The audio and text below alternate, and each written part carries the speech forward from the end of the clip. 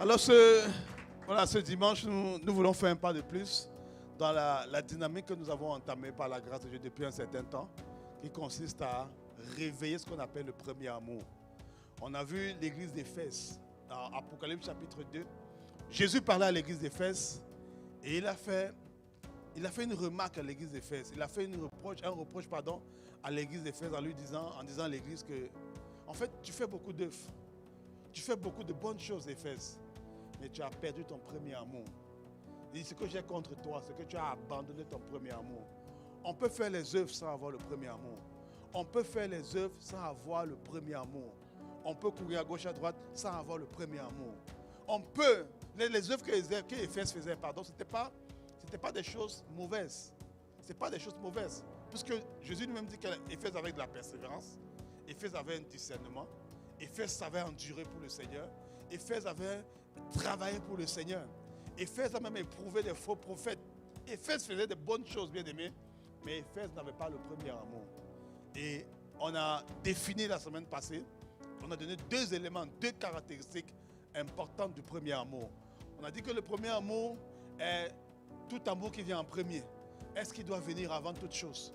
Avant toute chose. Vous savez, regardez par exemple cette maison, ce building dans lequel nous sommes. Il y a une partie de ce building qu'on ne voit pas. Il y a une partie de cette maison qu'on ne voit pas. Il y a une partie de cette structure qu'on ne voit pas. En général, la partie la plus importante, elle n'est pas visible. Dans une structure, même dans le corps, les parties les plus cruciales dans le corps humain ne sont pas visibles. Si aujourd'hui, là, le cœur de quelqu'un, je ne vois pas le cœur de mon frère qui est là, de ma soeur qui est là, mais pourtant le cœur, c'est l'une des parties les plus importantes. Le cerveau, en général, on ne le voit pas, parce que c'est le plus important. Même chose pour la maison. En général, bien aimé, les choses les plus importantes sont dans l'invisible. Les choses les plus cruciales dans la vie d'un homme sont dans l'invisible. Et il en est de même, bien aimé, pour le premier amour. Le premier amour, c'est ce qui doit venir avant toute chose. C'est-à-dire que tu peux me voir travailler, tu peux me voir peut-être aller évangéliser, tu peux me voir faire plein de choses, beaucoup de choses, pardon. Mais si en arrière, ce n'est pas soutenu par ce qu'on appelle le premier amour, bien aimé, ce que je fais là, je ne suis pas en train de faire avec Dieu. Je ne suis pas en train de faire avec Dieu. Tu peux me voir prier. Je suis là, je suis en train de prier. Voilà, je prie. Gloire à Dieu.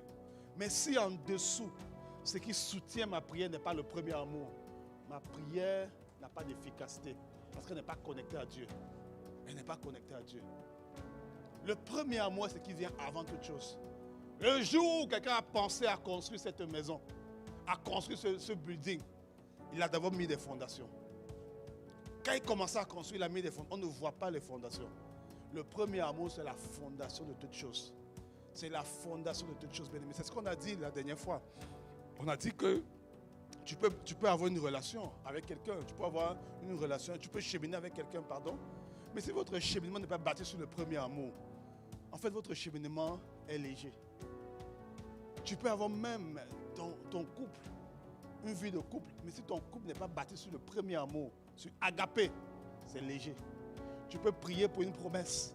Pour dire, Seigneur, tu as dit dans ta parole, je serai la tête et non la queue. Tu as dit dans ta parole que 1000 tombent à mon côté, je ne serai jamais à terre. Gloire à Dieu pour les versets. Ce sont des versets, c'est vrai, c'est de la parole de Dieu, c'est vrai. Mais si en dessous de ça, il n'y a pas le premier amour, alors ce que je dis, pas de poids. On m'entend. Dieu dit, mais je ne me reconnais pas. En fait, je regarde le cœur, mais je ne vois pas le premier amour. C'est pour ça que beaucoup de personnes peuvent attendre après des promesses. Ça fait longtemps qu'ils attendent quelque chose après Dieu. Il y a des choses que Dieu a promis, mais Dieu ne réalise pas. Et quand Dieu ne réalise pas encore, la personne commence à se décourager. Elle abandonne, elle baisse les bras. Elle dit non, je suis découragé, vraiment ça ne vaut pas la peine, c'est fini, vraiment je n'y arrive pas. Pourquoi? C'est parce qu'en fait, ce qui faisait son encouragement, le courage venait du fait que Dieu va exaucer. Mais le courage venait de Dieu avec moi. Quand je pense que Dieu, ok, est-ce que Dieu est Dieu? Oui. Est-ce que Jésus est mort sur la croix pour moi? Oui. Ok, ça va. Ça va. C'est ça qui est ma source, c'est ça qui est ma force, c'est ça qui est ma capacité. Ce n'est pas dans ce que Dieu donne. Ce que Dieu donne est important parce que Dieu t'a donné. Amen. Ce que Dieu donne est important. Mais ce qui me garde, ce qui me préserve, ce n'est pas ce que Dieu me donne, mais c'est ce que Dieu est. Celui que Dieu est. Celui que Dieu est. Oh. C'est pourquoi il dit, en fait, Alpha, Oméga, toi seul me suffit. Donc, en fait, je n'ai pas besoin de quelqu'un d'autre. Si tu es là, ça me suffit. Oui, c'est vrai, j'aurais aimé avoir telle chose, mais si toi tu es déjà là, ça va. Le premier amour, c'est ce qui vient en premier.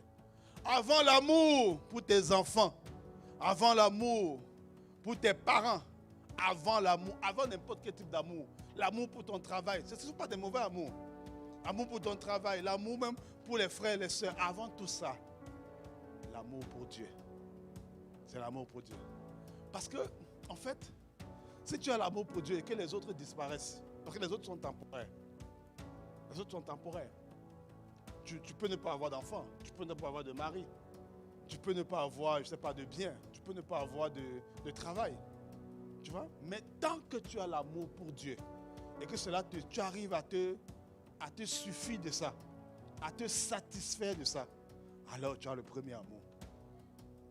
Tu as le premier amour. Mais si ça ne te satisfait pas, on dit, mais comment tu vas? Ah, vraiment, ça ne va pas. Mais qu'est-ce qu'il y a? Je suis combattu. Combattu comment? Ah, vraiment, j'ai été attaqué, j'ai fait des rêves, et puis j'ai vu des esprits qui sont venus m'attaquer, ils sont venus, voilà, contre moi. Et je dis, ok. Et c'est quoi la suite? Vraiment, ça ne va pas. Comment je peux encore vivre ces choses-là? Je dis, ok, c'est vrai, c'est pas normal. Mais comment tu te sens? Non, je suis découragé. Je penserais que tu as passé à notre étape. Ah bon, tu es découragé? Est-ce que Dieu est Dieu? Oui. Est-ce que Jésus a donné sa vie pour toi? Oui, mais tu es découragé pourquoi? Règle ça. Règle ça. Et souvent, beaucoup de personnes sont découragées, pas parce qu'ils ne connaissent pas, ou du moins, ils n'ont pas la conscience du type d'amour qu'est le premier amour. Parce que le premier amour, c'est ce qu'on met en premier, mais c'est également une manière d'aimer. C'est un type d'amour. C'est un amour, c'est l'amour qu'on appelle agapé. Vous comprenez? Et agapé, la Bible définit c'est quoi l'amour agapé. Dans 1 Corinthiens chapitre 13 à partir du verset 4, la Bible explique c'est quoi l'amour agapé. C'est quoi les caractéristiques de l'amour agapé. La Bible dit l'amour est patient, l'amour ne recherche pas son intérêt, l'amour ne s'enfle pas d'orgueil, l'amour est plein de bonté, l'amour est persévérant, l'amour croit tout, l'amour espère tout, l'amour excuse tout, l'amour pardonne tout. Ça, c'est l'amour agapé. Amen. Alors tu dis, non, lui, il m'a fait telle chose. Vraiment, ça fait 2 fois qu'il me fait la même chose, je ne me pardonne plus. Non, ça, c'est pas l'amour agapé. Ça, c'est pas l'amour agapé. L'amour agapé ne dépend pas de l'autre. Ça ne dépend pas de l'autre. Dieu a tant aimé le monde. Pas les chrétiens. Dieu n'a pas tant aimé les chrétiens, non. Dieu a tant aimé le monde, dit la parole. Le monde, c'est les gens qui l'insultaient. C'est les gens qui le critiquaient. C'est les gens qui l'ont tué, persécuté. C'est les gens qui l'ont régné. C'est les gens comme ça que Dieu a aimé. Il n'a pas seulement aimé, il a tant aimé. C'est des personnes comme ça. Il ne les aimait pas parce que les gens faisaient ce que lui voulait. Pas parce que les gens donnaient le rendu que lui avait espéré. Mais non, Dieu les aimait parce que c'est sa nature. Dieu est amour, bien-aimé. La Bible ne dit pas que Dieu est puissance. Non, la Bible dit Dieu est amour. C'est sa nature. C'est comme ça qu'il est. Alors quand tu cherches le premier amour, en fait tu cherches la nature de Dieu. C'est la nature de Dieu. Tu n'as pas le premier amour quand tout va bien. Non. C'est pas parce que tout va bien que non, ok. Oh, ça va. Le salaire est tombé, la paix est tombée, comme on dit. Et puis, voilà, tout se passe bien. Je suis en cheminement, je viens de me fiancer. Oh là là, la bague. Tu vois, c'est pas ça qui fait que tu es dans la joie. Non, c'est pas ça qui doit faire ça. C'est pas ça qui doit faire ça. Le premier amour a les caractéristiques d'agapé. En fait, c'est l'amour agapé. Parce qu'il y a un type d'amour qu'on appelle l'amour philéo. L'amour philéo, c'est l'amour que Pierre avait au début. À un moment donné, je crois que c'est Jean 15, Jésus ressuscite entre les morts, il rencontre Pierre. Il demande à Pierre, Pierre, est-ce que tu me agapao? Pierre répond, je te philéo. Mais en français, c'est traduit, la Bible dit, Pierre, est-ce que tu m'aimes? Pierre répond, tu sais que je t'aime. C'est le mot aimer, mais ce n'est pas le même verbe. Ce n'est pas le même verbe dans le texte original. Il ne parle pas de la même chose. Pierre dit, je reconnais que, en fait, je t'aime en fonction de mes émotions. Jésus demande, est-ce que tu m'aimes? Puisque, c'est-à-dire, tu m'aimes, quelles que soient les circonstances, les situations, est-ce que tu m'aimes? Pierre répond, en fait, je reconnais que je t'aime. Mon niveau présentement, c'est là où je t'aime en fonction des émotions. Parce que Pierre faisait le diagnostic. C'est parce qu'il se souvient que lui-même, il a renié Jésus il n'y a pas si longtemps que ça, pardon. Il a renié Jésus. Il a renié Jésus 3 fois, bien aimé. Il reconnaît que son niveau d'amour n'est pas encore là où il doit être. Il reconnaît. Parce que la première étape, c'est de faire un diagnostic. Faire un diagnostic. Faisons un diagnostic sur l'état de notre amour pour Dieu. Personnellement, bien aimé, cette série est d'abord venue moi-même m'interpeller. Je dis, à quel niveau d'amour tu es? À quel niveau d'amour tu es pour Dieu? À quel niveau d'amour, bien aimé? Fais un diagnostic. Quand ça ne va pas, comment tu réagis? Observe. Observe. Et tu me diras, ça fait longtemps que ça ne va pas. Non, non. Tu comprends? Même si ça fait longtemps que ça ne va pas, comment tu réagis? Comment tu réagis? 3 jeunes hommes ont dit à un roi qui était sur le point de les tuer dans la parole de Dieu. Ils ont dit que Dieu délivre ou que Dieu ne délivre pas. Ils ont dit, nous savons. Ils répondent, nous avons la connaissance. Ils disent, nous savons que Dieu peut délivrer. Donc nous avons la parole, nous connaissons le principe. Il dit, même si Dieu ce principe ne s'applique pas à nous, que Dieu délivre, que Dieu ne délivre pas, jamais vous allez adorer la statue. En fait, comme pour dire que notre attitude ne va pas dépendre de la fidélité de Dieu par rapport à sa parole. Non. Ça dépend, c'est un choix que j'ai fait. Je suis à lui, on s'est dit, on est attaché, on est comme ça. Et ça ne devient pas de manière fortuite, ça vient de manière intentionnelle. Et le parcours qu'il faut faire, c'est d'abord diagnostiquer l'état de notre amour. À quel niveau d'amour nous sommes? Quel est ton niveau d'amour, mon frère? Quel est ton niveau d'amour, ma soeur? Est-ce que tu aimes Dieu plus que toute autre chose? Est-ce que tu es rendu à ce niveau-là? Est-ce que tu es vraiment rendu à ce niveau? Et aujourd'hui, bien aimé, on va voir quelques situations qui vont nous permettre de quitter de l'amour qui est basé sur les émotions pour aller à l'amour qu'on appelle agapé. On va voir quelques exemples, quelques situations. Parce qu'en fait, on va voir que notre amour pour Dieu sera testé. L'amour, chaque fois que tu fais la prière, une prière pour dire Seigneur, accorde-moi la grâce de t'aimer. Accorde-moi la grâce de t'aimer. Accorde-moi la grâce de t'aimer. Dieu va tester. Dieu va répondre à la prière et puis il va tester. Et puis il va tester. Puis il va tester. Le thème de mon message aujourd'hui, c'est l'amour pour Dieu sera testé. L'amour pour Dieu sera testé. Ton amour sera testé. Mon amour pour Dieu sera testé. Nous serons tentés. Il y aura des épreuves. Il y aura des épreuves pour voir si vraiment nous aimons Dieu. Est-ce que nous aimons vraiment Dieu? Est-ce que nous sommes vraiment attachés à Dieu?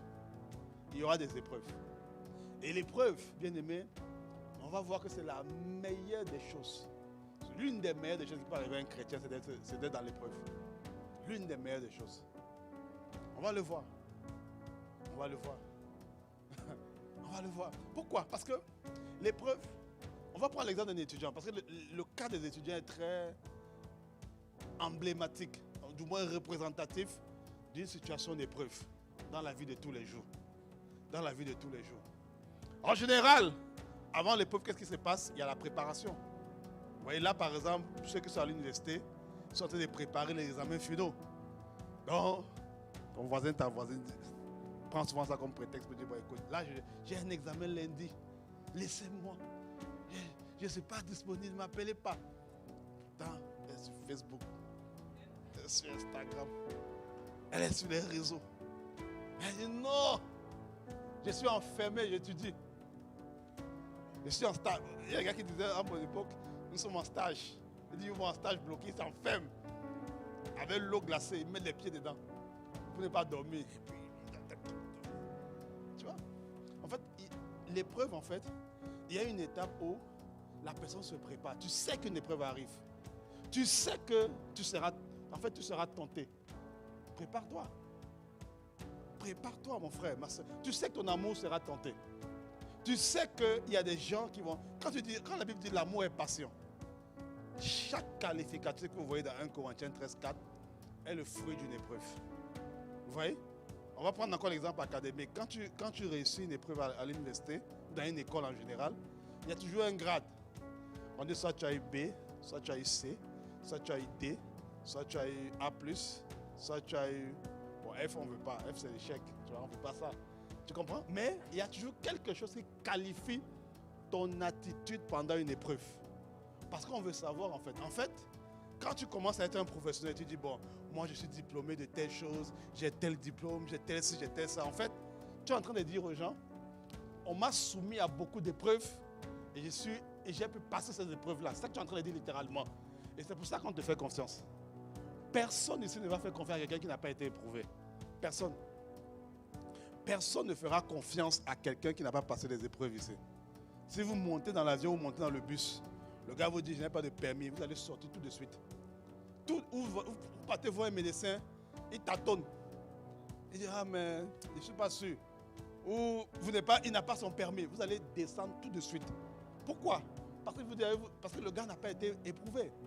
Il n'est pas passé par un temps d'épreuve. C'est la même chose avec Dieu. Dieu ne va jamais envoyer, ne va plus, parce qu'il l'a fait une fois, on va le voir tout à l'heure, il ne va plus envoyer quelqu'un sans l'éprouver. Dieu ne fait plus ça. Dieu a fait ça une fois, c'était avec Adam. Adam, c'est le seul qui n'a pas eu d'épreuve. Adam est né grand. Adam n'a pas grandi. Adam n'a pas grandi. Adam n'a pas connu les épreuves. Adam n'a pas été éprouvé. Adam n'a pas grandi en sagesse, en statut et en grâce. Adam n'a pas connu ça. Adam est né mature, il est né adulte. Adam n'a pas été éprouvé. Adam n'a pas connu le désert. La Bible appelle Jésus le second Adam. Jésus a connu le désert. Matthieu chapitre 4. Il allait rencontrer le diable dans le désert. Dans le désert. C'est l'Esprit de Dieu qui l'a conduit. Vous pouvez afficher le verset pendant que je parle. L'Esprit de Dieu a conduit Jésus dans le désert pour qu'il aille affronter le diable. Adam n'a pas connu ça. L'amour pour Dieu d'Adam n'a pas été éprouvé. Et premier test, Adam craque. Ouais. Adam craque. Mais Jésus était amené dans le désert pour être tenté par le diable. Ce n'est pas le diable qui l'a amené. Non, il a été conduit, d'autres versions disent, conduit par l'Esprit. Il a été conduit par l'Esprit. Conduit par l'Esprit. Il fut amené par l'Esprit. Voilà. Conduit dans le désert par l'Esprit. Il fut conduit par l'Esprit. Jésus. La tentation n'est pas une mauvaise chose. Elle permet de te situer. Elle permet de te situer. Tu es rendu à quel niveau? C'est quoi ton niveau? Parce que la tentation, quand tu connais ton niveau, tu peux t'ajuster en conséquence. Qui est d'accord avec ça? Quand tu connais ton niveau, tu peux t'ajuster. Tout étudiant sérieux avant l'examen, qu'est-ce qu'il fait? Il prend un examen qui ressemble à ce qu'il aura à faire. Et puis il fait avant. Pour connaître à peu près son niveau. Dans d'autres régions, on appelle ça, c'est l'examen blanc. Pour jauger le niveau de la personne. Pour que tu établisses ton niveau. Le but, c'est que tu t'ajustes. L'un des buts de l'épreuve, c'est que tu t'ajustes. Ce n'est pas que tu coules. Même si hier, tu es passé par des temps d'épreuve et que tu as été trouvé défaillant, ce n'est pas une fatalité. Tu peux t'ajuster. Tu comprends? Tu peux t'ajuster. Ajuste-toi. Ton amour sera tenté. Ton engagement pour Dieu sera tenté. Je te dis non, moi je veux me préserver, j'aime Dieu. Ça va être tenté. Ça va être tenté. Je dis non, moi Seigneur, à partir d'aujourd'hui, je veux m'attacher à toi, je veux être patient, je veux pardonner. Ça va être tenté. Dis Seigneur, je t'aime plus que tout. Ça va être tenté. Ce n'est pas pour te détruire, non. Mais ça va être tenté. C'est-à-dire que tu auras une opportunité de ne pas faire ce que Dieu dit. L'opportunité va venir de ne pas faire ce que Dieu dit. Il y a un passage qui m'a marqué, que j'ai lu, qui m'a marqué, bien aimé. Et regardons-le. Regardons ce passage-là. Ce passage est troublant, bien aimé. Deutéronome 30. Du verset 15 au verset 16. Deutéronome 30. Du verset 15 au verset 16. C'est Dieu qui parle. C'est Dieu qui parle. C'est Dieu qui parle. Il dit, vois, je mets aujourd'hui devant toi la vie et le bien, la mort et le... Qui a mis la mort et le mal? Quand j'ai lu ça, j'ai dit, mais pourquoi on n'efface pas la partie où ça écrit la mort et le mal? Pourquoi normalement, c'est Dieu. Dieu veut notre bien, n'est-ce pas? La Bible dit que Dieu est bon, Dieu est rempli d'amour. Mais c'est le même Dieu qui est amour là, qui met devant nous le bien et le mal. Pourquoi? Pourquoi Dieu fait ça? Jardin d'Éden. On peut dire non, c'est parce que ici, c'est le résultat des péchés. Les hommes avaient péché, et puis bon, voilà, c'est parce qu'il y avait le péché que le mal était là. Ok, allons au jardin d'Éden. Dieu crée l'homme, il le met dans un jardin. L'homme n'avait pas encore péché. Mais on met l'arbre de la connaissance du bien et du... Qui a mis l'arbre là? Pourquoi il met... Il y a le bien dans l'arbre, mais il y a aussi le mal. Pourquoi Dieu met un tel arbre là-bas? C'est Dieu qui a fait le jardin. La Bible dit que c'est Dieu qui a fait le jardin. Mais il met le bien, la connaissance du bien et du mal. Pourquoi il fait ça? Pourquoi Dieu fait ça? L'épreuve. C'était une épreuve pour Adam. C'était une épreuve. Pourquoi Dieu fait ça? Pourquoi Dieu permet que tu es en Christ? Tu ne veux pas te souiller. Mais tu sors, une image passe dans ta tête. Oh, pourquoi Dieu permet ça? Tu veux persévérer. Tu dis non, Seigneur, je crois que la promesse arrive. Je crois que ta parole s'accomplit. Et puis une voix te dit, mon gars, ça va être refusé. Hein? Ta demande va être refusée de toutes les façons. On t'envoie même une lettre. Tu as l'impression que c'était pire. On t'envoie une lettre. Tu dis non. Intention de refus. Vous devez sortir du territoire. Pourquoi Dieu permet ces choses-là? Épreuve. Pourtant, c'est le même Dieu qui dit, tout lieu que la plante de tes pieds foule, je te le donne en héritage. C'est écrit. C'est le même Dieu qui a écrit ça. Mais tu pries. Et puis tu vois devant toi le bien ou le mal. Alors, tu vois le bien, oui, mais tu vois aussi le mal. C'est l'épreuve. C'est l'épreuve.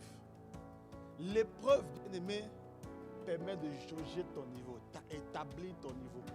Où est-ce que tu es rendu? L'épreuve est aussi un ascenseur. L'épreuve est un ascenseur. Ok.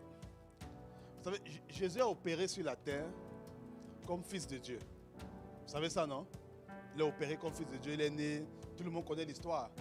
Il est né, voilà, du Saint-Esprit qui est venu, qui a recouvert Marie et qui est venu enceinte Marie. Maintenant, il y a un niveau de gloire que Jésus a eu après la résurrection qu'il n'avait jamais eu sur la terre. Je répète bien, hein? Il y a un niveau de gloire que Jésus a eu après la résurrection qu'il n'avait jamais eu sur la terre. Sur la terre, il opérait avec la filiation. Sa filiation avec Dieu suffisait à opérer, à faire tout ce qu'il a fait. Mais sur la terre, bien aimé, s'il ne donnait pas sa vie, il ne pouvait pas racheter l'humanité. Sa filiation ne pouvait pas suffire pour racheter l'humanité. C'était l'épreuve de la croix qu'il fallait. Il y a des choses que tu vas obtenir parce que tu es enfant de Dieu. Ça, c'est ta filiation. Il y a des choses que tu vas obtenir parce que tu es né de Dieu. Parce que tu as donné ta vie au Seigneur. Gloire à Dieu. Ça, c'est ta filiation. Mais il y a des choses que tu vas obtenir parce que tu as vaincu. Parce que tu as passé les épreuves. Il dit dans l'Apocalypse qu'à celui qui vaincra, je donnerai la couronne de gloire. Pas à celui qui est mon enfant. Pas à celui qui est sorti de moi. À celui qui vaincra. Apocalypse 2, 26. Je donne. Il a dit ça après avoir parlé aux églises. Hein. Cette phrase, c'est le contexte de cette parole. Il vient de parler aux églises. Il a donné des instructions à chacune des types d'églises. Il dit maintenant, à celui qui vaincra. Voilà ce qui va se passer. Il y a des choses que tu obtiens par filiation, parce que tu es enfant de Dieu. Mais il y a des choses que tu ne vas pas obtenir par filiation. Ta filiation ne va pas suffire. Il y a des choses que mes enfants vont hériter de moi. Et ils vont hériter, parce que je suis un bon père par la grâce de Dieu. Vous voyez? Il y a des choses qui vont hériter de moi. Je vais les léguer ça. Mais il y a des choses que ce c'est leur diplôme à eux. C'est-à-dire le résultat de leurs épreuves à eux qui va les apporter ça. Ce n'est pas moi. Ce n'est pas moi. Je vais leur donner ma part. Mais il y a des choses que pour eux-mêmes, ils vont avoir à partir du résultat de leurs épreuves. Quand un enfant vient au monde, dès à partir de 4 ans, 5 ans, on l'envoie à l'école. L'école, c'est quoi? C'est un environnement où il est tout le temps testé, tout le temps éprouvé, tout le temps face à des situations. On va l'apprendre à écrire, apprendre à compter, apprendre à faire ci, apprendre à faire ça. On le met dans un environnement où il sera constamment testé, étiré, déployé. Pourquoi? Parce qu'on veut lui donner l'opportunité de grandir dans la société. L'épreuve te fait grandir. L'épreuve, la croix a fait en sorte que Jésus obtient un grade qu'il n'avait jamais eu s'il était resté sur la terre. Sur la terre, il serait resté fils de Dieu, enfant de Dieu. Il n'aurait jamais été le sauveur s'il était resté sur la terre. C'est l'épreuve qui l'a amené là-bas. Jésus est né, il avait déjà la nature de Dieu. Mais la nature de Dieu là, il y avait des épreuves auxquelles il a eu à faire face. Mon point, c'est de te dire quoi, mon frère, ma soeur? Ne te contente pas d'être enfant de Dieu. Ne te contente pas de dire, c'est bien, ça commence par là. Mais tu as des épreuves. Tu dois les vaincre. Tu dois les vaincre. Dis avec moi, je dois les vaincre. Tu dois les vaincre, mon frère. Ne laisse pas ta vie. Bon, j'ai donné ma vie au Seigneur et puis voilà, c'est chill. Tu t'assois, tu bois ton café tous les matins. C'est bien de boire le café, il n'y a pas de problème. Mais, sache que tu as des épreuves. Tu seras challengé. Tu auras les épreuves. Le rejet va venir à ta porte. Le découragement va venir à ta porte. La femme étrangère va venir à ta porte. L'homme étranger va venir frapper. Toc, toc, toc. Tu as dit que tu aimais Dieu. Me voici. Je suis venu t'aider à aimer Dieu davantage. Parce que, tu sais, l'épreuve te permet d'avoir ton niveau, changer ton niveau. 2, l'épreuve te permet de passer en classe supérieure et d'augmenter des grades. J'ai pris l'exemple de Jésus, mais je peux prendre plusieurs exemples, bien aimés. Regardez David et Goliath. C'était une épreuve. Ça a fait augmenter des grades en David. L'épreuve te fait augmenter les grades. L'épreuve te fait augmenter les grades. L'épreuve te fait augmenter. L'épreuve, en fait, permet de savoir si tu aimes Dieu de manière intéressée ou désintéressée. Job, chapitre 1, du verset 6 au verset 12. La Bible nous parle d'un homme qu'on appelle Job. La Bible, c'est que Dieu lui-même, il dit, est-ce que vous avez vu mon serviteur Job? Il parle au diable. Tu as vu Job? Tu as vu comment il se comporte? Voilà un vrai chrétien. Bon, il n'a pas dit chrétien, mais il a dit en fait que Job faisait tout ce que sa volonté voulait. C'est ce qu'il a dit. Que Job, un gars intègre, il dit, c'est Dieu lui-même qui dit qu'il était intègre. Il dit, il n'y a personne comme lui sur la terre. Job était quelqu'un de remarqué, de remarquable. Mais le diable répond, il dit oui, mais ce n'est pas désintéressé. C'est parce que tu l'as béni. En fait, pour dire en fait que son attitude dépend de ce qu'il a et non de son attachement à toi. De dire qu'on va tester ça. Moi, je ne crois pas ça, mais toi, tu dis c'est ça. Ok, on va tester. Dieu donne l'autorisation maintenant. Tout ce qu'il a, sauf lui-même. Et puis on va voir. Il y a des épreuves, bien aimées, que Dieu permet parce qu'en fait, il veut enlever ce qu'on appelle le vrai du faux. Il veut épurer, enlever, c'est-à-dire l'intérêt qui est derrière. C'est très facile de louer Dieu quand tout va bien. Oh, gloire à Dieu. La promesse est accomplie. Gloire à Dieu. C'est que Dieu avait promis à arriver. Et puis viens, on danse à l'église. Oh, on est content. On est fou. Quand il dit Dieu est bon, il dit Amen. La personne saute. Ça, c'est simple. Et c'est bien de le faire aussi comme ça. Mais, quand tu n'as pas les choses, quand tu n'obtiens pas les choses, quand ça ne va pas comme tu veux, quand tu es tenté, ton cœur veut aller à d'autres personnes, d'autres désirs, les désirs viennent. Quand tu es tenté de faire ça, et que tu es capable de te tenir dans la présence de Dieu, et dire Seigneur, je m'attends à toi. Je ne veux que toi. Quand tu fais ça, je dis voilà, le type de personne qu'on cherche. Ce que le Père regarde, c'est le cœur. Ce que le Père recherche, ce sont les adorateurs. Alors laisse-moi te dire que mon frère, ma soeur, ton amour pour Dieu là, ça sera testé. On a vu le processus. On a vu que ça commence par la connaissance. Ensuite, ça continue par le plaisir qu'on obtient dans la méditation. Et ça se termine dans la prière. La prière où je demande à Dieu, Dieu lui-même. Ça, c'est le processus. Mais il faut être capable de faire ça au milieu de l'épreuve. Il faut être capable de faire ça quand tu es éprouvé. Il y a trop de personnes qui craquent pendant les épreuves. Trop de personnes. Romains chapitre 8, à partir du verset 35 au verset 37. L'apôtre Paul décrit des situations. Il décrit des cas. Il décrit. Qui nous séparera de l'amour de Christ? Serait-ce la tribulation? Romains chapitre 8, à partir du verset 35. Serait-ce la tribulation, ou l'angoisse, ou la persécution, ou la faim, ou la nudité, ou le péril, ou l'épée? Verset 36. Selon qu'il est écrit, c'est à cause de toi qu'on nous met à mort tout le jour, qu'on nous regarde comme les brebis destinées à la boucherie. Mais dans toutes ces choses, nous sommes plus que vainqueurs par celui qui nous a aimés. Car j'ai l'assurance que ni la mort, ni la vie, ni les anges, ni les dominations, ni les choses présentes, ni les choses à venir, ni les puissances, ni la hauteur, ni la profondeur, ni aucune autre créature ne pourra nous séparer de l'amour de Dieu manifesté en Jésus-Christ notre Seigneur. L'apôtre Paul décrit les choses qui sont venues tester son amour pour Dieu. L'apôtre Paul, le grand apôtre Paul, la Bible dit, il parle lui-même de nudité. Vous l'imaginez marcher dans les rues? C'est ce qui lui est arrivé. Enchaîné, nu, enchaîné en train de marcher. Et puis les gens se moquent d'eux. Vous n'avez pas dit que vous êtes chrétien? Vous n'avez pas dit que vous croyez en Dieu? Vous voilà ici. Il dit, nous sommes comme des brebis destinées à l'abattoir. Une brebis qui est destinée à l'abattoir, vous savez comment elle est bien aimée. Moi, j'ai travaillé un peu à l'abattoir. J'ai vu les porcs, comment on les amène à l'abattoir. Ils sont comme sur des... On les attache et on met comme une sorte de joug. Ils sont comme alignés. Et puis on les attache. Ils sont là comme ça. On les amène à l'abattoir pour les égorger. Ou pour les tuer. Il dit, nous sommes comme ça. C'est comme ça qu'ils étaient. Ils ont dû faire face à ça. Il dit, ni les anges, ni les dominations, ni les épreuves ne pourront nous séparer de l'amour de Christ.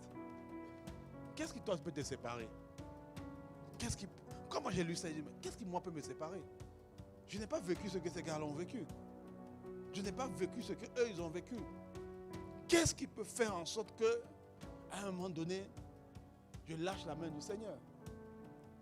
La tentation, l'argent, le temps, c'est souvent ça qui nous éloigne du Seigneur. C'est souvent ça qui nous éloigne du Seigneur. Il dit tribulation, angoisse, persécution, faim, nudité, péril, mort, vie. Il dit même ici, ni les anges, ni les dominations, ni les choses présentes, ni les choses à venir, ni les puissances. Moi j'ai connu une soeur qui est venue nous voir un jour ici à l'église.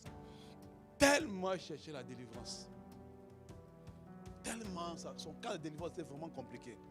On a prié avec des frères et sœurs de l'église. Et puis à un moment donné, son cas ne s'améliorait pas. Et puis, à un moment donné, il dit, mais Seigneur, non, c'est pas normal. Elle dit qu'elle a donné sa vie au Seigneur, qu'elle t'accepte. Elle s'est même baptisée. Pourquoi est-ce que son cas ne change pas? Et puis à un moment donné, quand j'ai échangé avec elle, à un moment donné, elle me dit, peut-être que je dois aller voir un praticien, un tradit praticien, un sorcier, en tout cas un marabout, pour essayer de me laver.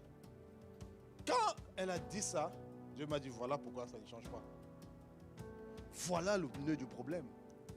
Ce n'est pas l'esprit, mais c'est qu'en fait, elle ne croit plus que Jésus peut la guérir, que Jésus peut la délivrer. En fait, c'est comme si l'esprit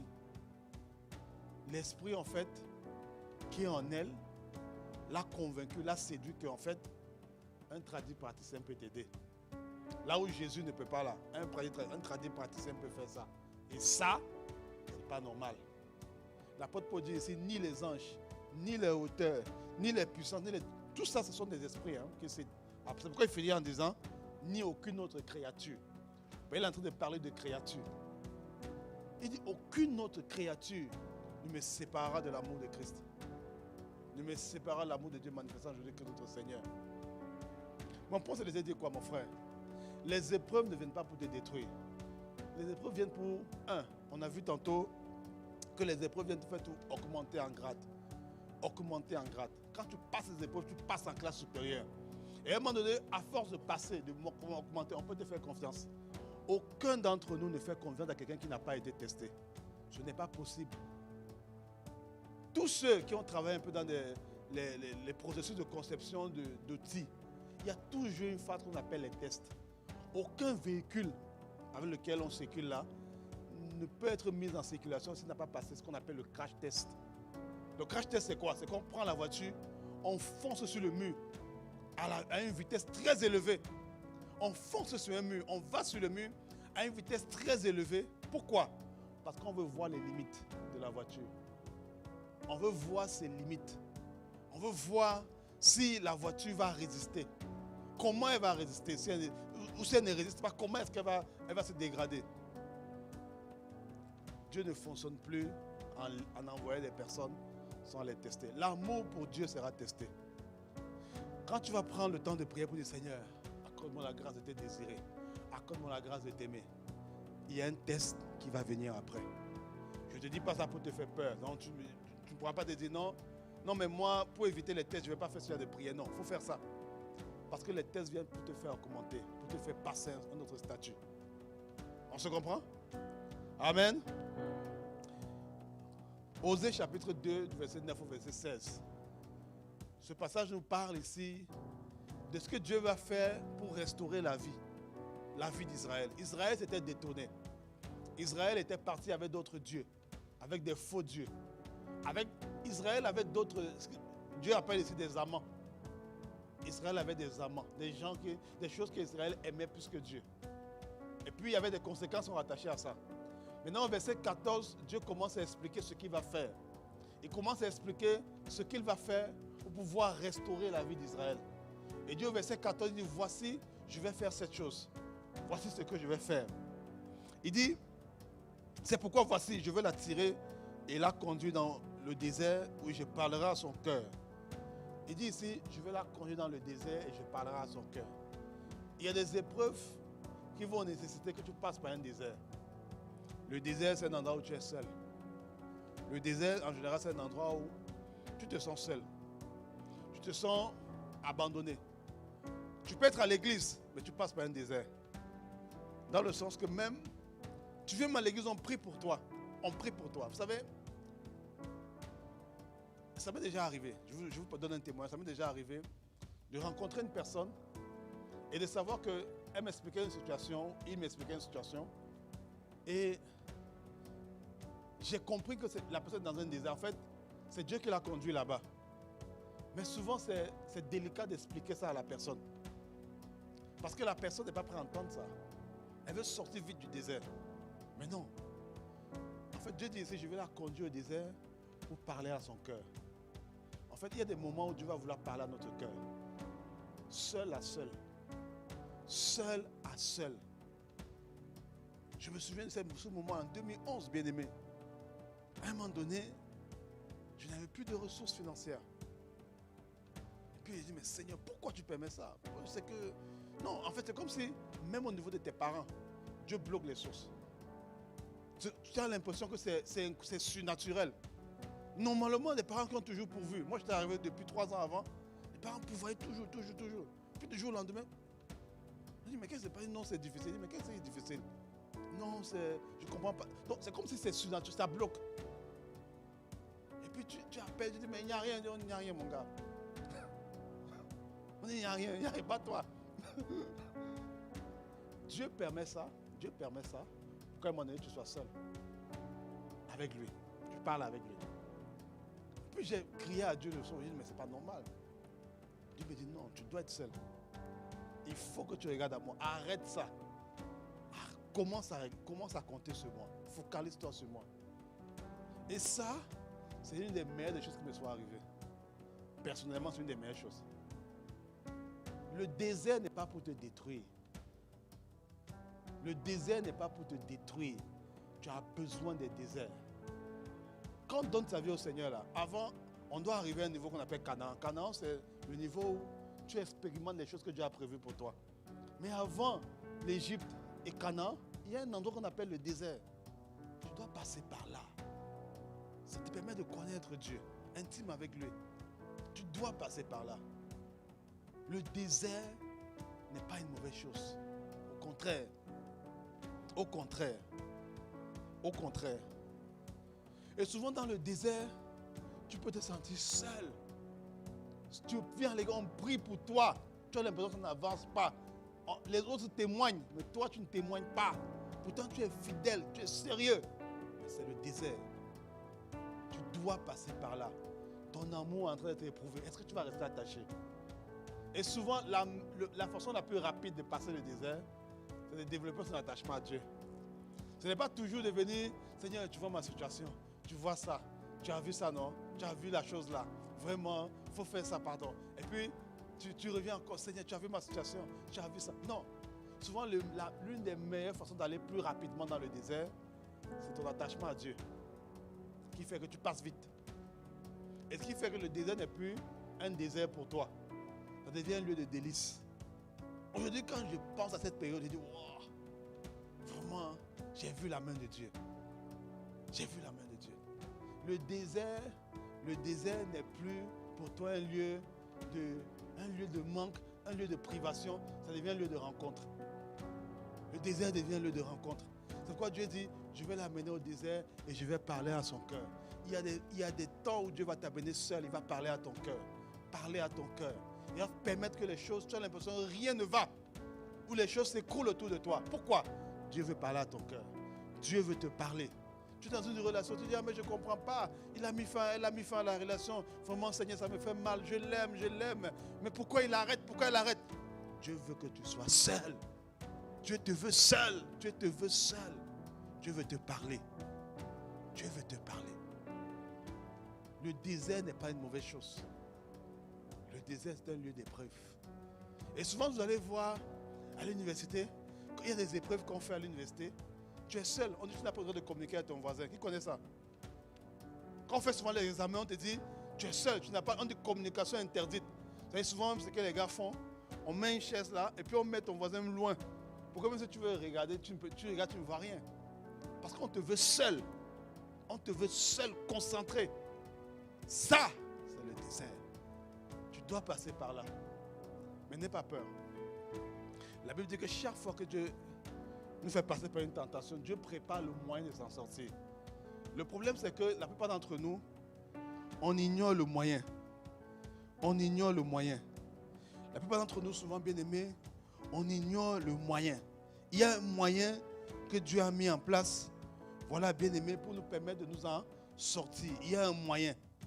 Il y a un moyen. 1 Corinthiens 10:13. 1 Corinthiens 10:13. La Bible nous parle d'un moyen pour s'en sortir. Il y a toujours un moyen de s'en sortir. Toujours. Toujours. Et le moyen là, c'est ce que Dieu a déjà préparé à l'avance. Beaucoup d'entre nous, nous ne connaissons pas le moyen. Nous ne recherchons pas le moyen. Or, chaque fois qu'il y a une tentation, il y a toujours un moyen. Il y a toujours une capacité. Il y a toujours une force. Quand tu dis, ah, moi je ne peux plus. En fait, il y a une capacité. Tu peux. La tentation, c'est comme une pièce de monnaie. Vous comprenez? L'épreuve, c'est comme une pièce de monnaie. C'est une pièce de monnaie. Le côté pile, il y a la souffrance, il y a l'adversité. Mais le côté face, il y a la capacité. Il y a la force. C'est une pièce, les deux vont toujours ensemble. Les deux vont toujours ensemble. Il dit ici, aucune tentation ne vous est survenue qui n'a été humaine. Et Dieu qui est fidèle ne permettra pas que vous soyez tentés au-delà de vos forces. Mais avec la tentation, c'est-à-dire que la tentation vient avec quelque chose. Il préparera aussi le moyen de s'en sortir. Le moyen là, ça peut être une sagesse, ça peut être une puissance, ça peut être une grâce, ça peut être quelque chose. Il y a toujours un moyen.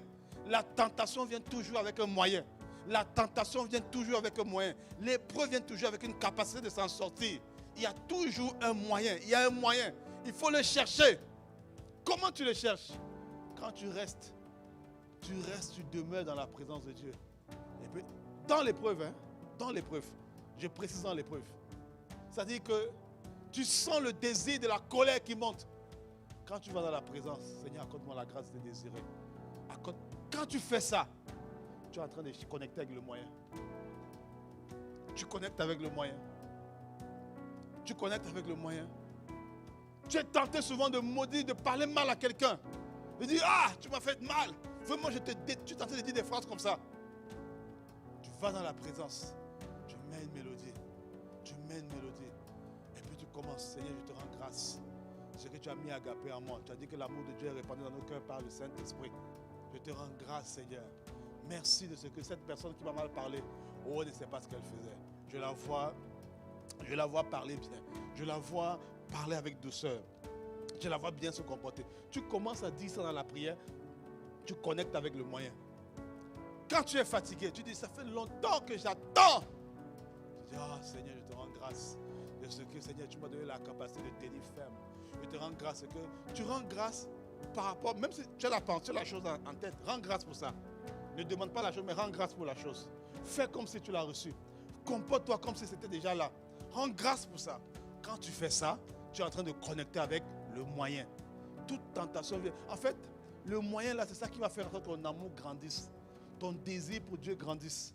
C'est ça qui fait ça, bien-aimé. Dis, je ne désire que toi, je ne veux que toi. Augmente le désir. Augmente pas le désir d'être exaucé, pas le désir de voir la chose, mais le désir de connecter à toi, le désir de vivre pour toi. Quand tu fais ça, plus tu fais ça, tu connectes avec le moyen. Tu connectes avec le moyen. Il y a toujours un moyen que Dieu prépare, bien-aimé. Il y a toujours un moyen. Il y a toujours un moyen. Il y a toujours un moyen. Je finirai avec ça. La Bible dit, la gloire de Dieu, c'est de cacher les choses. La gloire des rois, c'est de sonder les choses.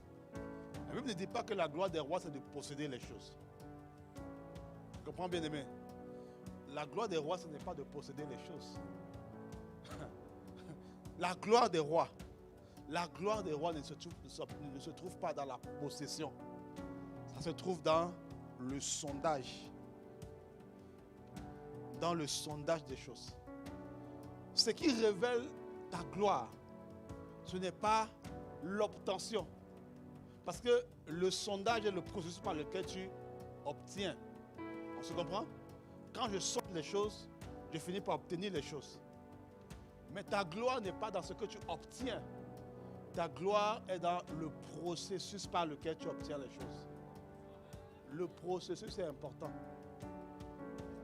Le processus est même plus important que la chose. Quelqu'un qui croit pouvoir parvenir au salut sans passer par le processus qu'on appelle la croix, il se trompe.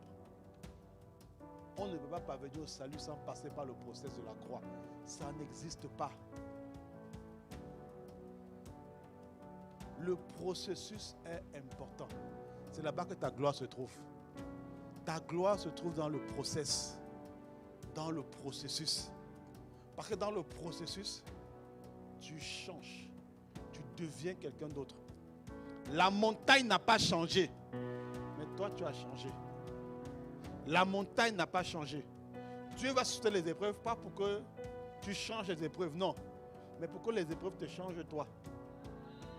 Tu comprends? L'épreuve ne vient pas pour que toi tu changes l'épreuve. Non. C'est pour que toi tu changes. La gloire des rois, c'est de sonder. Sonder les choses. La gloire n'est pas dans ce que tu obtiens. La gloire n'est pas dans l'enfant que tu as, Abraham. Abraham, tu es père. Gloire à Dieu. Tu as obtenu l'enfant. Gloire à Dieu. Mais la gloire d'Abraham, ce n'est pas parce qu'il a eu un enfant. Mais c'est le processus qui l'a conduit là-bas. C'est parce qu'il a persévéré, qu'on l'appelle père de la foi, pas parce qu'il a eu un enfant. La gloire que Dieu a pour toi ne se trouve pas dans les choses que tu obtiens. La gloire n'est pas dans la prospérité financière, dans l'argent que tu as. Non. La gloire se trouve dans le processus par lequel tu y deviens. Ouais. Comment tu y arrives? Parce que même les gens peuvent voler. Il y a des dealers de drogue. Il y a des voleurs. Plusieurs gens peuvent passer par plusieurs différents process pour arriver à quelque chose. Ta gloire, ce n'est pas dans le fait de te marier.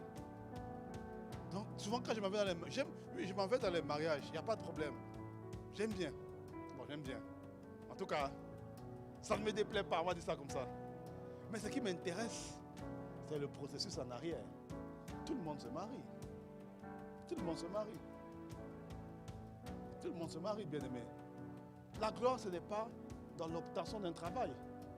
Beaucoup de gens obtiennent le travail. Mais c'est le processus. Tu es passé par quoi pour arriver là? Quelle est la route que tu as prise? Quel est le chemin que tu as pris? Quel est le chemin? Aujourd'hui, tu me dis non. Vraiment, je me préserve. Je marche dans la sainteté. Gloire à Dieu. Mais pourquoi tu marches dans la sainteté? Quel est le processus? Est-ce que c'est le fruit d'une bonne éducation, ce qui est bien aussi? Ou est-ce que tu as vaincu l'esprit d'impudicité en route? Est-ce que tu l'as rencontré? Le processus est important. Les rois ne deviennent rois qu'à cause du processus. Dans le royaume des cieux, en tout cas. Lorsqu'on te parle de David, on pense à un processus. Lorsqu'on te parle de Gédéon, on pense à un processus. On te parle de Moïse, on pense à un processus. Comment quelqu'un quitte un peuple qui était sous l'esclavage, ils ont traversé la mer jusqu'à arriver à Canaan. Comment ça se fait? La gloire des rois, c'est de sonder les choses. À partir d'aujourd'hui, ne te plains pas de ce que tu as, de ce que tu n'as pas. Regarde à la personne que tu deviens. C'est ça qui te permet de savoir si tu es en train de passer en classe supérieure ou pas. C'est qui tu deviens, ce n'est pas ce que tu as. C'est pourquoi ici, on dit en fait qu'avant d'obtenir les choses, tu dois être. Avant de faire ou obtenir, tu dois d'abord être. Parce que ce que tu es a beaucoup plus de valeur que ce que tu obtiens. La gloire des rois, c'est de sonder les choses. Sondez-les aujourd'hui. Pendant cette épreuve-là, quelle est la personne que tu deviens? Qu'est-ce que l'épreuve fait de toi? Tu luttes aujourd'hui. Ok, je comprends ta lutte. On est ensemble. Ce n'est pas un problème de lutter. Mais dans cette lutte-là, tu deviens quel type de personne? Est-ce que ton niveau d'amour, ton niveau de paix, ton niveau de joie augmente? Tu dis, ça fait longtemps que j'attends. Ok, dans l'attente là, qui tu deviens? Quelle est la personne que tu deviens? C'est ça le plus important. Ce n'est pas l'obtention des choses. Ce n'est pas l'obtention des choses. Il y a un homme, Jésus n'est pas le premier homme à avoir ressuscité entre les morts. Non. Lazare a ressuscité avant Jésus, je vous le dis, si vous ne saviez pas. Lazare a ressuscité entre les morts, n'est-ce pas? Il était mort, ça a été constaté. Il a ressuscité entre les morts. Mais le processus de résurrection de Lazare n'est pas le même que celui de Jésus. Non. Parce que la Bible dit que lorsque Jésus a ressuscité, la puissance Upebalo et Mégatos a été déployée pour la résurrection de Jésus. Ce n'était pas le cas pour la résurrection de Lazare. C'est pourquoi il dit que Dieu a, Éphésiens chapitre 1, il dit que Dieu a déployé la puissance, il dit l'infinie grandeur de la puissance a été déployée pendant la résurrection du Christ. Lazare a ressuscité dans des morts, bien-aimés. Donc on ne peut pas dire que la résurrection de Jésus, ce n'est pas quelque chose qui est ressuscité entre les morts, c'était pas commun, mais Jésus avait déjà ressuscité Lazare, n'est-ce pas? Il avait ressuscité, la Bible dit. N'hésitons pas, ce sont les Écritures, amen. Voilà, il avait ressuscité Lazare. Mais le processus qui a amené la résurrection de Lazare et de Jésus n'était pas le même. C'est pour ça que la gloire de la résurrection de Jésus est différente. Parce que non seulement Jésus a ressuscité les morts, il est parti, il a prêché aux morts. La Bible, il a prêché aux morts. Il a prêché aux gens qui étaient morts mais qui ne connaissaient pas Christ. C'est-à-dire les Abraham, les David, il allait les prêcher.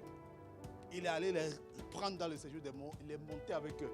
Il y a tout un tas de choses qui s'est passé lors des 3 jours. Jésus n'est pas resté 3 jours pour dire, bon, les gars, j'attends que mon Père me délivre, c'est chill. Non, pendant les 3 jours, il a fait des choses.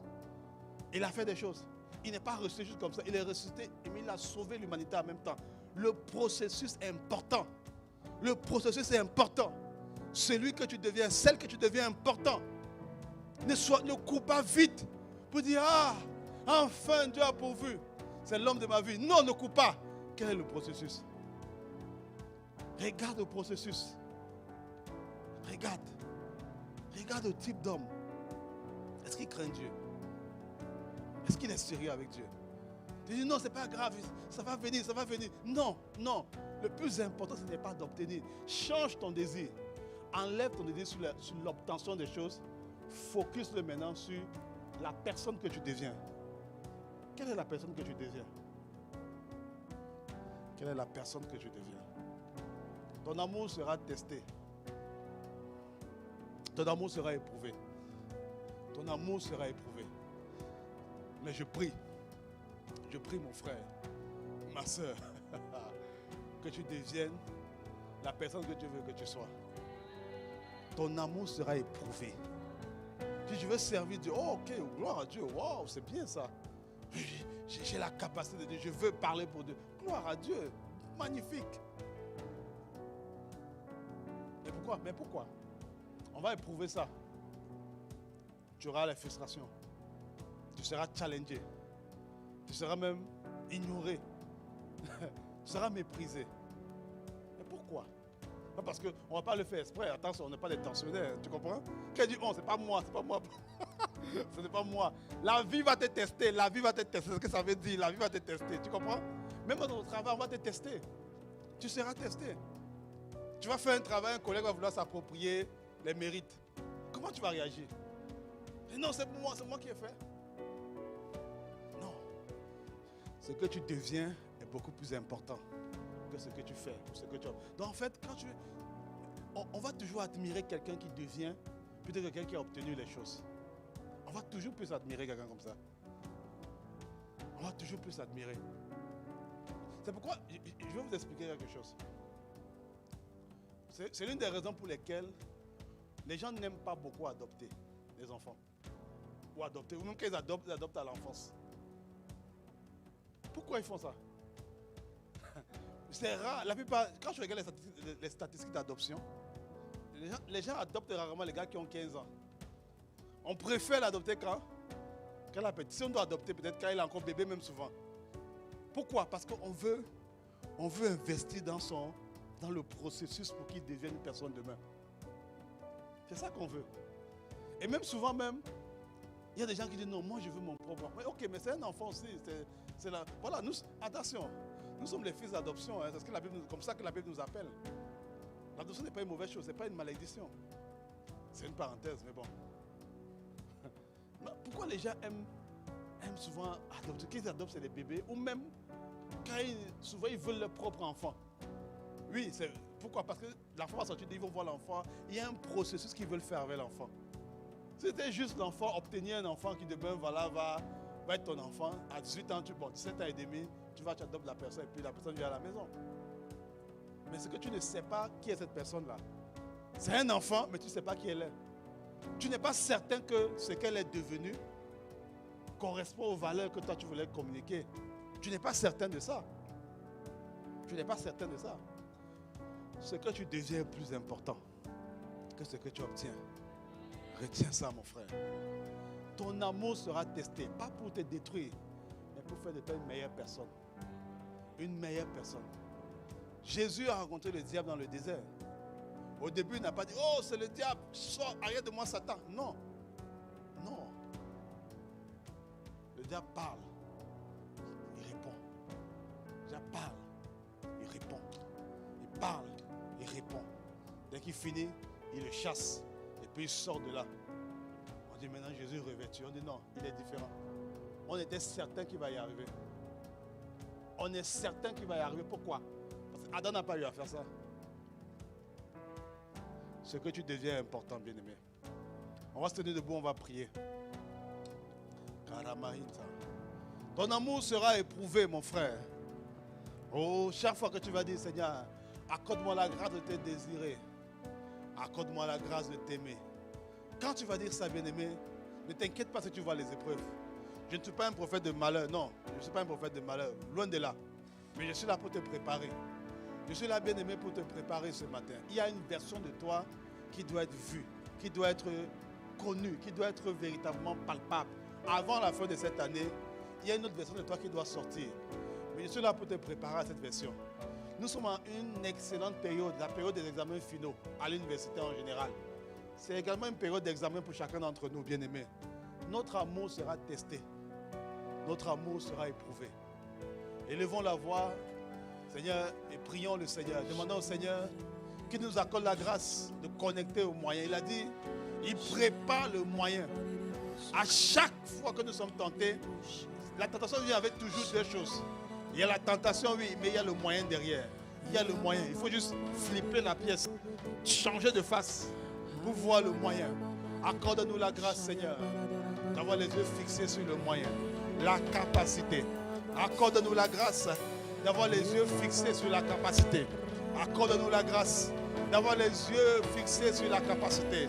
Seigneur, Oromahinta, Ibraso Karama, nous voulons augmenter notre désir de toi. Notre désir de toi. Accorde-nous la grâce d'avoir les regards fixés, focalisés sur la capacité. Sur la capacité. La capacité. Notre capacité vient de toi. La gloire de Dieu, c'est de cacher les choses. Et la gloire des rois, c'est de les sonder. Pas de les obtenir. La gloire se trouve dans le sondage, dans le processus d'obtention, dans le process. Mais Seigneur, nous te supplions, accorde-nous la grâce de ne pas sortir du processus. De ne pas sortir du processus. Ce foyer est dans un processus. Ne le méprise pas aujourd'hui. Ne le méprise pas. Non, ne le méprise pas. Tu le vois chancelant. Tu le vois boiteux. Tu le vois véritablement malade. Mais ne méprise pas ce foyer. Respecte le processus. Dieu a commencé quelque chose avec ce foyer. Dieu a commencé quelque chose avec ce foyer. Ne le quitte pas. Non, ne la quitte pas. Non. Reste et suis le processus. Cette dynamique, cette promesse, elle est dans un processus. Dieu ne t'a pas oublié. Reste dans le processus. Ne quitte pas le processus. Le diamant au départ était d'abord un carbone. Mais le carbone a suivi un processus pour devenir ce qu'on appelle le diamant. Le diamant ne vient pas comme ça. Ce qui est précieux ne vient pas comme ça. Ce qui est précieux ne sort pas de nulle part. Ce qui est précieux ne sort pas de nulle part. Ce qui est précieux vient d'un processus. Ça vient d'un process. Ça vient d'un process. Alors persévère. Fortifie-toi et prends courage. Fortifie-toi et prends courage. Le diamant est le résultat d'un processus. Le carbone qui est passé par un processus. Par un processus. Tu es dans ton processus. Pourquoi veux-tu sortir? Tu as commencé à courir. Pourquoi tu veux t'arrêter? Tu as commencé à bien courir. Tu as commencé dans la foi. Tu as commencé dans la foi. Tu as commencé dans la confiance en Dieu. Pourquoi tu veux t'arrêter? Pourquoi tu veux t'arrêter? Pourquoi tu veux baisser les bras? Ne t'arrête pas. Ne t'arrête pas. Continue de courir. Le plus important, c'est la personne que tu deviens. Le plus important, c'est la personne que tu deviens. Ne t'arrête pas. Ne t'arrête pas. Tu as si bien commencé. Tu as commencé dans la foi. Tu as commencé dans la proclamation. Ne laisse pas les situations. Ne laisse pas les circonstances accapler ne dépend pas des situations. L'amour espère tout. L'amour croit tout. L'amour croit tout. L'amour espère tout. L'amour pardonne de tout. Tu as commencé dans l'amour. Pourquoi tu veux quitter? Pourquoi tu veux t'arrêter? Pourquoi tu veux baisser les bras? Pourquoi tu veux abandonner? Sakarama, Isakarama, Rasokarama.